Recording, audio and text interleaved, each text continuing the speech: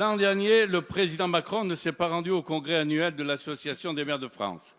Cette année, les attentes sont d'autant plus fortes qu'un maire sur deux envisage de ne pas se représenter.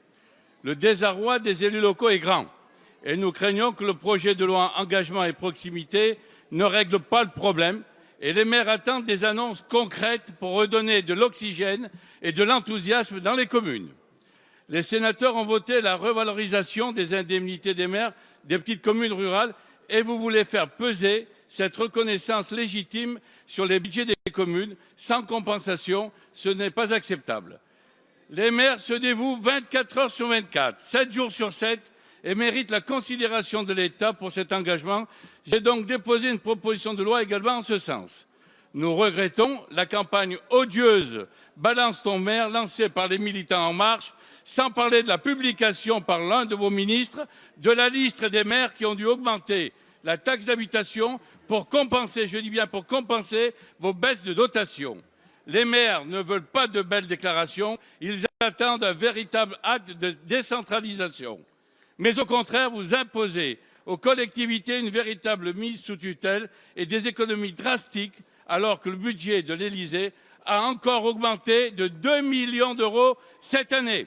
Monsieur le Premier ministre, quand allez-vous enfin faire confiance aux maires et traduire en actes les belles promesses que vous leur faites à l'approche des élections? La parole est à Monsieur Olivier Dussopt, secrétaire d'État auprès du ministre de l'Action et des Comptes publics.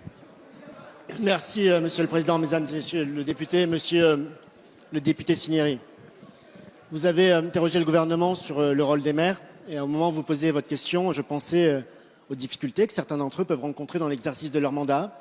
Et je pense notamment à Monsieur Arveuf, maire de Lussat, dans le Puy-de-Dôme, qui, au cours des dernières heures, a été frappé, a déposé plainte et illustre malheureusement et même tragiquement le fait qu'il y a dans notre société parfois une perte de repères et l'absence de reconnaissance que l'on doit avoir pour les élus locaux.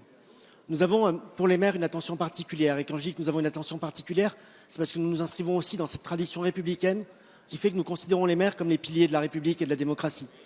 Il faut leur donner de la stabilité. Je l'ai dit à l'occasion de différentes réponses dans cette même séance. C'est la stabilité, c'est le maintien des dotations de fonctionnement et d'investissement. C'est aussi la stabilité du cadre institutionnel pour faire en sorte qu'ils sachent exactement comment ils peuvent agir et avec quelle marge de manœuvre. Il faut leur reconnaître plus d'autorité. Et la loi engagement et proximité que vous avez rappelée est une loi qui va permettre de renforcer les pouvoirs de police, qui va leur donner aussi plus de latitude, plus de moyens pour faire respecter les décisions qui sont les leurs, qui va leur permettre aussi de trouver plus de souplesse dans l'organisation des intercommunalités.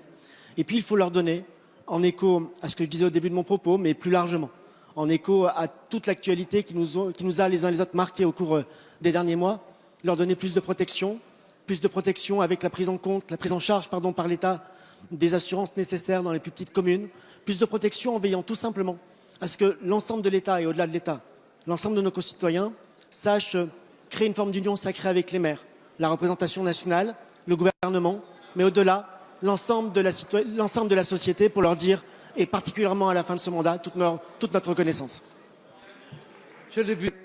Monsieur le ministre, les maires qui nous regardent attendent des actes forts, pas seulement des paroles. Le désespoir est grand dans les territoires ruraux, poussant même certains au suicide. Les agressions dont ils sont de plus en plus victimes ces derniers temps sont inadmissibles. Nous serons vigilants pour rappeler vos promesses et qu'elles soient bien entendu tenues. Merci.